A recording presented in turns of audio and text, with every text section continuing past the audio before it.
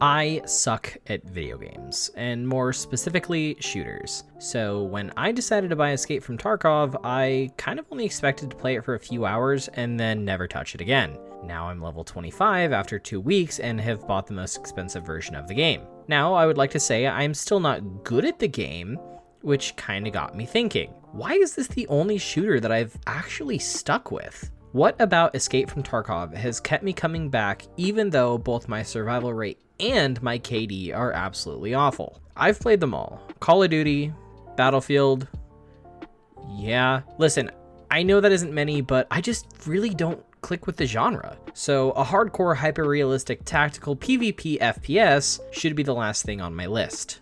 I like to think of myself as a little bit of a video game snob. The games that I play the most feel like the games that contain the most substance and make me feel smarter than everyone else. The We Were Here puzzle series, It Takes Two, Journey. I just like games that make me think about deeper meanings and problems. Now, don't get me wrong, I do love a little mindless fun sometimes, like Schedule 1.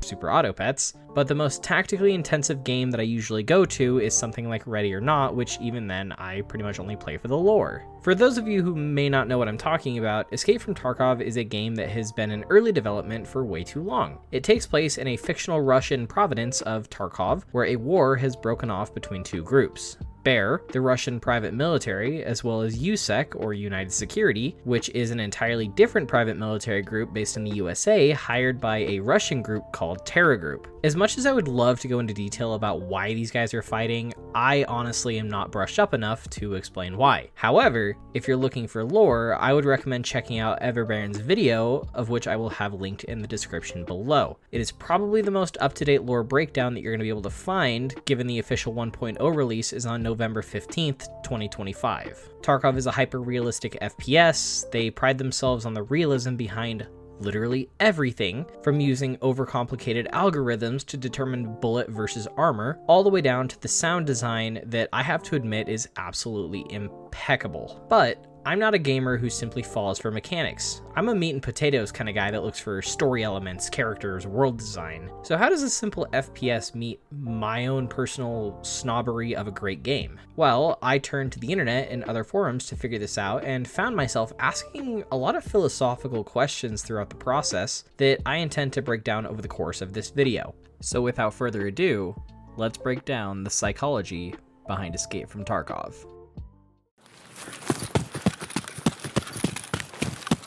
Hey, if you're camping back here, you have a tiny wiener.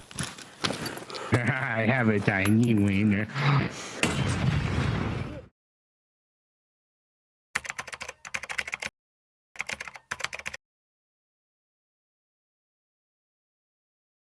There are very few games where the tutorial is basically, congratulations, you died. That's gonna happen again.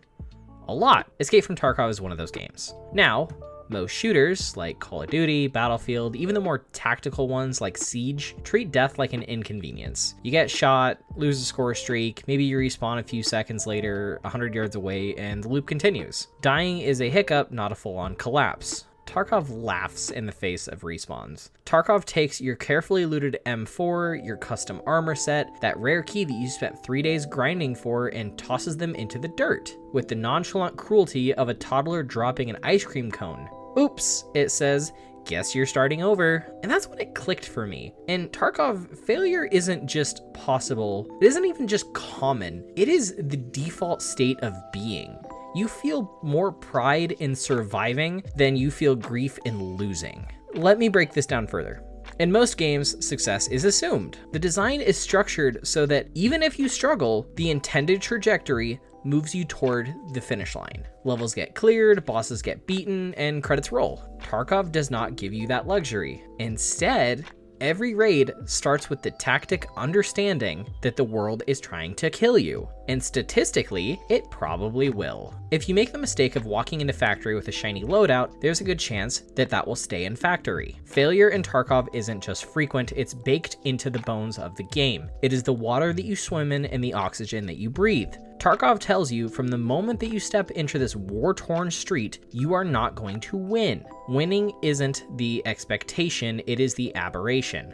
Now that might sound bleak, but there is a strange part. Once I accepted that, I found myself really enjoying it. Because here's the thing, failure in Tarkov doesn't just punish you, it reframes how you think about the game altogether. Most games are designed around the dopamine hit of success, the sound of coins in Mario, the fanfare after a boss fight, or the ding of leveling up in an RPG. Tarkov instead asks you a question. What if the point of the game isn't to succeed, but rather an endurance test? This realization hit me somewhere around raid 27. After losing 3 full kits in a row and sitting at my stash staring at the hollow remains of my bank account, I wasn't frustrated anymore.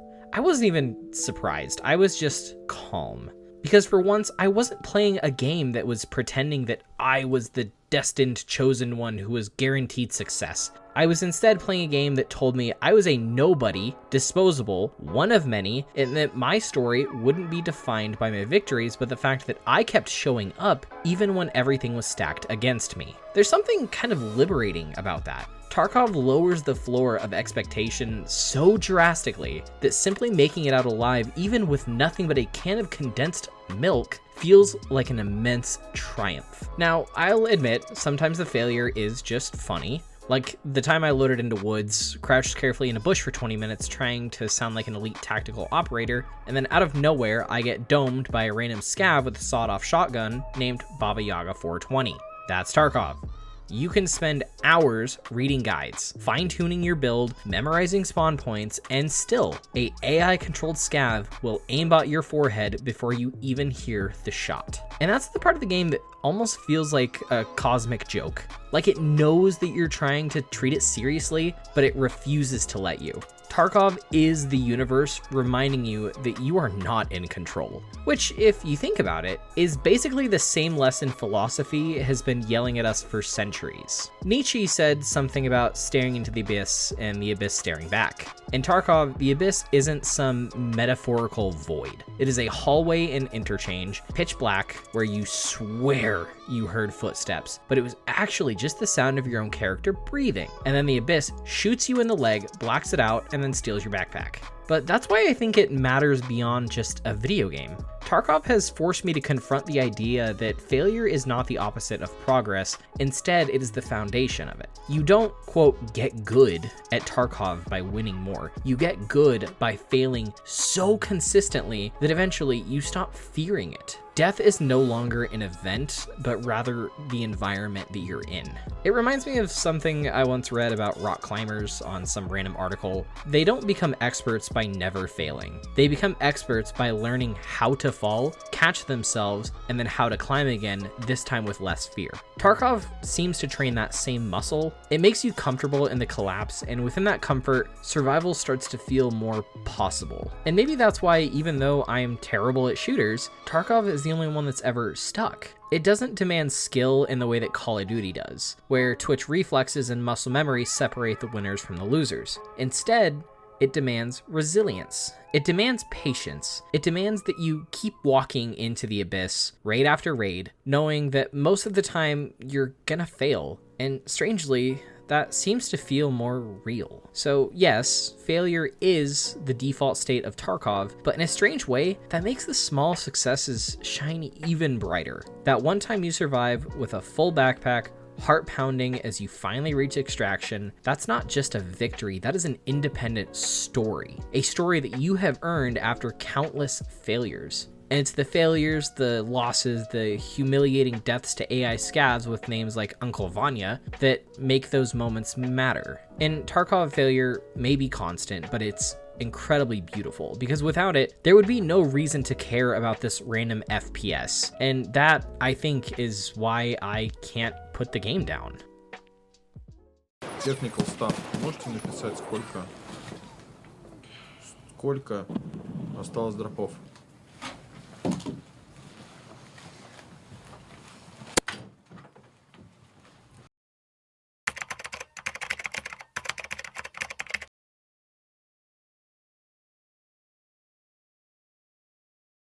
There's a moment in every raid that almost feels comically insignificant, until you realize that that single choice that you made has now doomed you.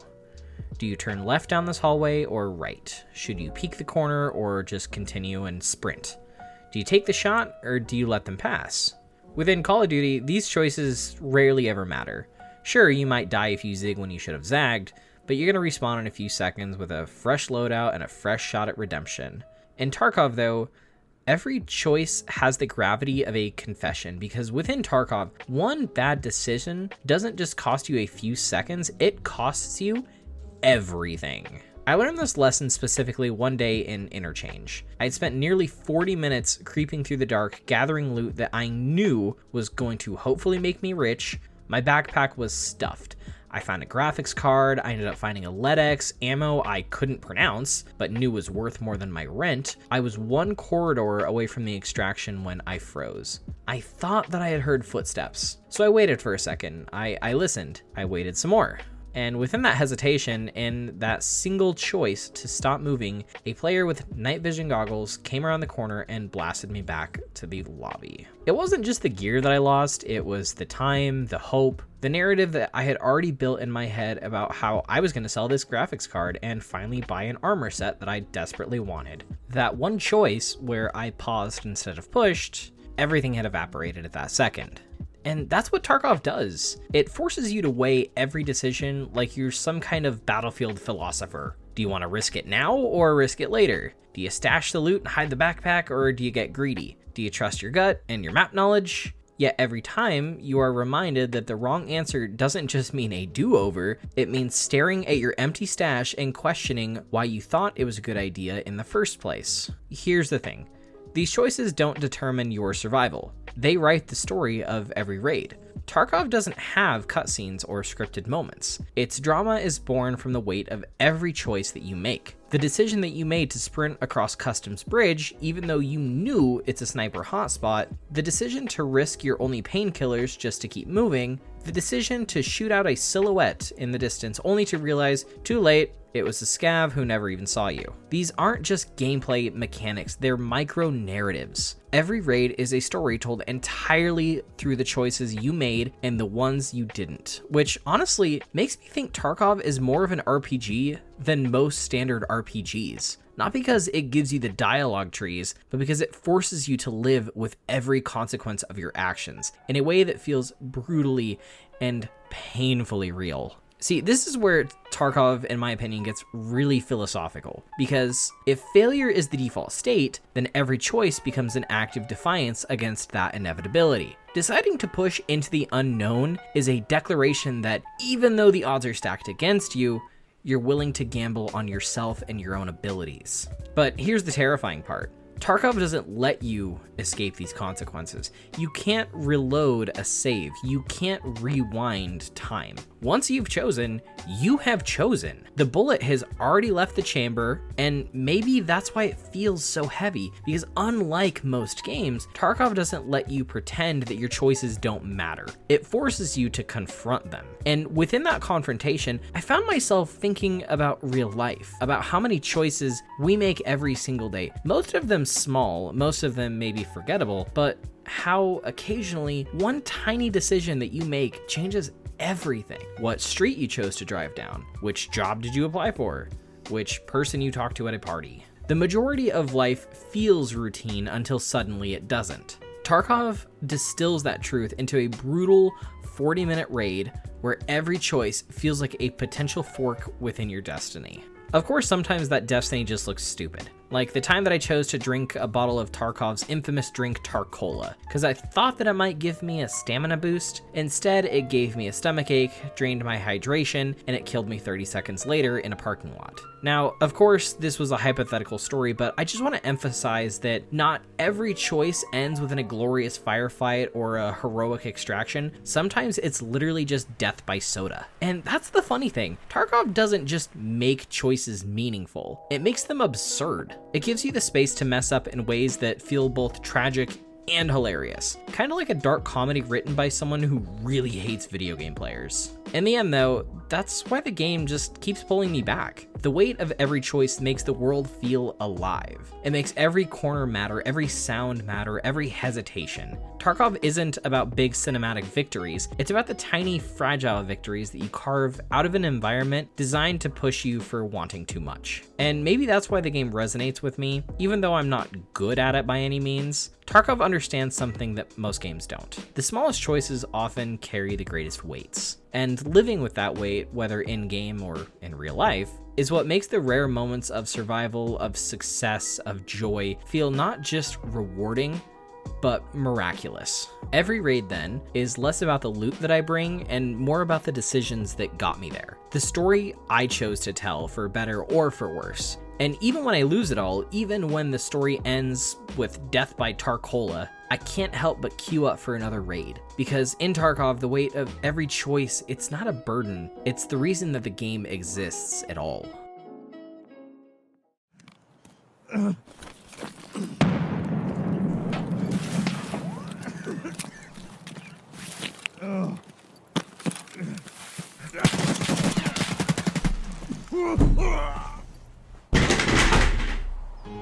That it?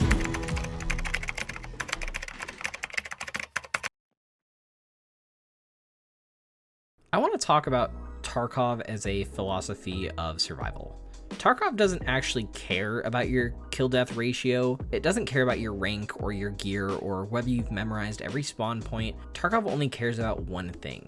Did you survive? And that question, survival, it sounds simple. It sounds like the most basic win condition a game could ever have, but this game twists it into something far more complicated, more primal. Because survival isn't just about getting out alive, it's about enduring the environment that feels fundamentally hostile, learning to adapt and accepting that your victories are temporary and that your losses are inevitable. Most shooters teach you that survival is secondary to dominance. Winning means killing more enemies, capturing more points, being the best in the scoreboard. Tarkov flips it and does a complete 180. Winning doesn't necessarily mean killing anyone. It doesn't mean stacking a mountain of loot. Sometimes winning just means hobbling to extraction with a bleeding leg and a broken gun, praying no one is camping the exit. And that's where Tarkov starts to feel less like a game and more like a philosophy. It never actually rewards you for being a predator. It rewards you for being prey that's just smart enough to survive. This distinction matters a lot, because survival in this game isn't about asserting dominance. It's about navigating vulnerability. It's about admitting that you are not actually in control, that the world is bigger and meaner than you, and that you are able to find a way to exist within it.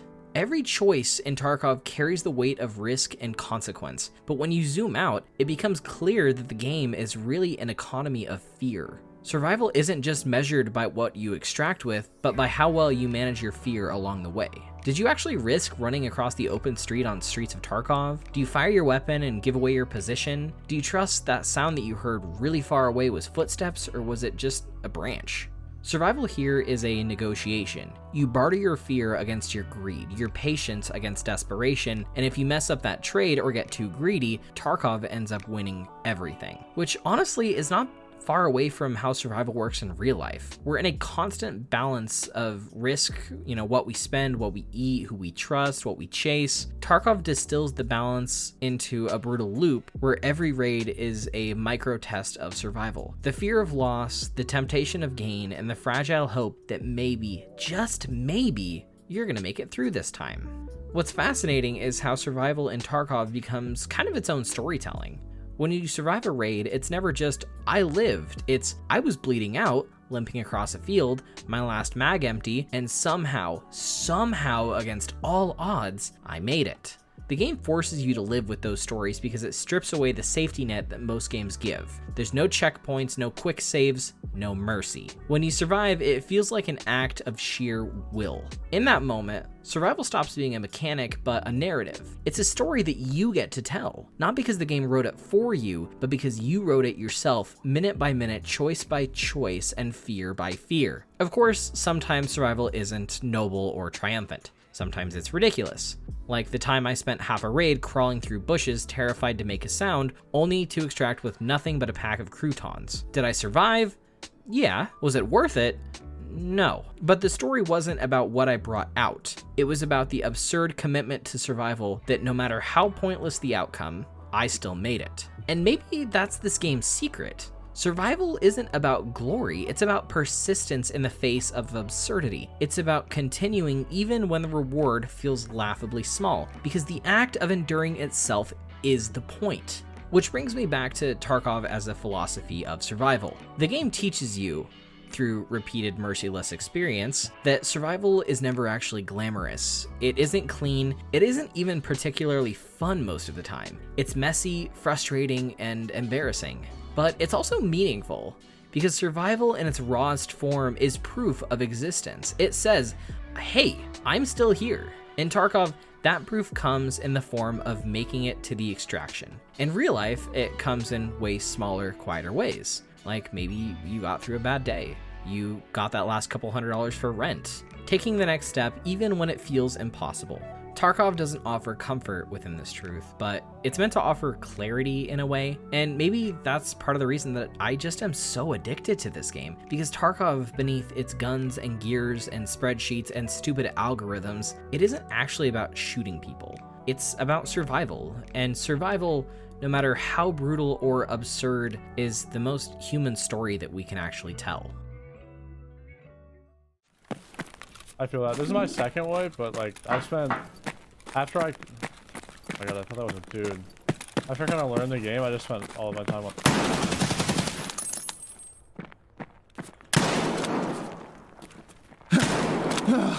Oh god. Oh. GG.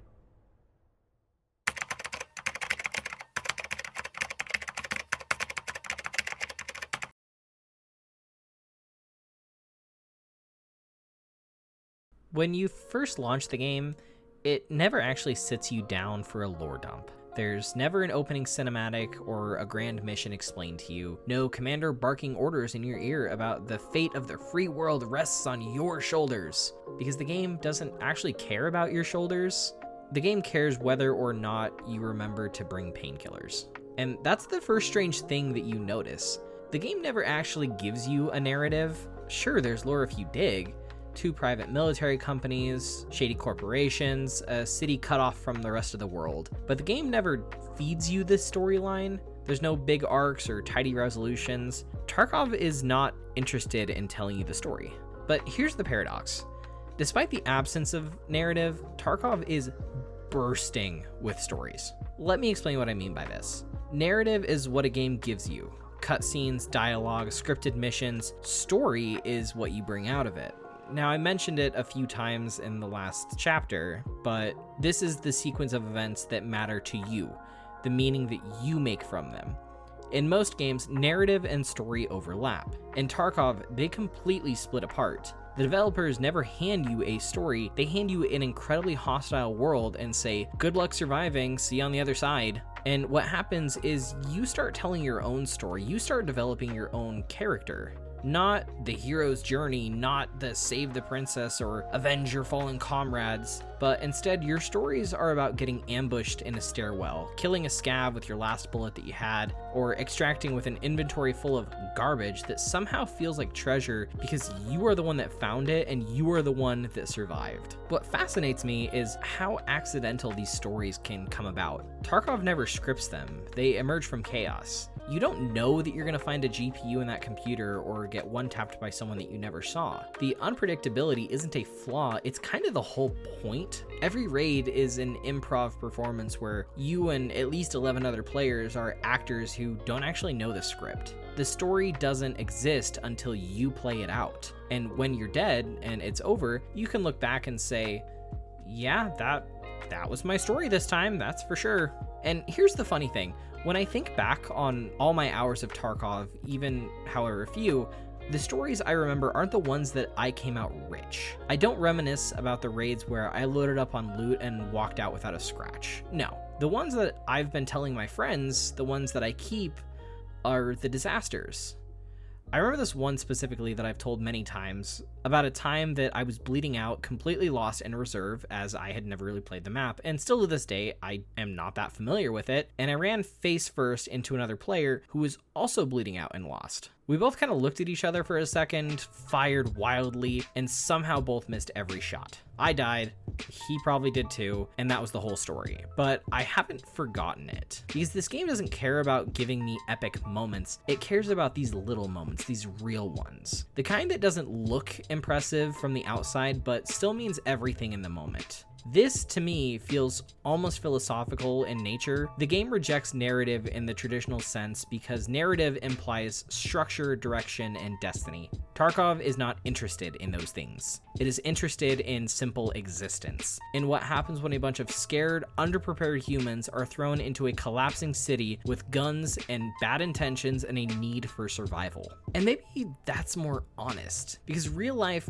rarely unfolds in neat narratives. Most of the time, it's fragmented chaos and just completely absurd. We don't live inside story arcs in our day-to-day lives. We live inside moments stitched together afterward into something that feels kind of like a story. The game, intentionally or not, simulates that reality better than almost any game I've ever played. And of course, this absence in narrative creates plenty of absurdity. Like the time I spent half a raid role-playing as other elite tactical operators with that slow movement, careful angles, and perfect discipline, only to trip over barbed wire and bleed out 45 seconds later because I could not figure out where it was and kept walking in circles. No narrative could have ever predicted that, but it was a story, and one that still makes me laugh from time to time, and one that only exists because Tarkov refused to write that story for me. And that is why I think this game lingers in my head long after I log off for the day. Because in its absence of narrative, it gives me the space to make my own meaning. Tarkov doesn't try to tell me what the story is. It asks me what my story will be. Is my story today going to be about survival, greed, fear, maybe stupidity, maybe all of them at once, who knows? The beauty of this game is that the answer is never the same twice, and that to me is more compelling than any cutscene could ever be. In the end, this game isn't about loot or KD or proving that you're the best shot on the map. It's much more about failure, choices, and survival, and the strange little stories that emerge when you throw a bunch of desperate people into a crumbling city. It's a game that doesn't hand you meaning, but dares you to create it yourself. Raid after raid, loss after loss, or even tiny triumph after tiny triumph. And maybe that's the real answer of why it stuck with me. Even though I'm objectively bad at it, Tarkov isn't actually a power fantasy, it's a survival of philosophy. One where every mistake matters, every success feels miraculous, and every death is just another chapter in a story that only you can tell. So yeah, I'm gonna keep playing. I'm gonna keep dying, I'm gonna keep laughing, and I'm gonna keep coming back. Because in Tarkov, failure might be the default state, but persistence is the only real victory that I've found. Thanks for watching.